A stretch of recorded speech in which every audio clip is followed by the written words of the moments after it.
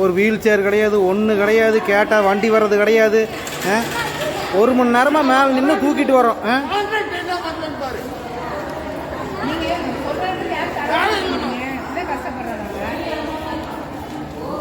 இதான் கோயம்புத்தூர் ஜிஹெச். 1 மணி நேரமாக உட்கார வச்சு வண்டியும் இல்லை ஒன்றும் இல்லை, என்னதான் பண்ண முடியும்?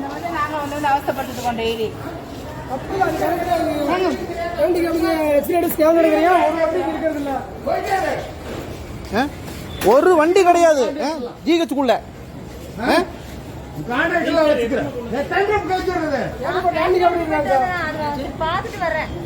ஒரு சீனியர் சிட்டிசன்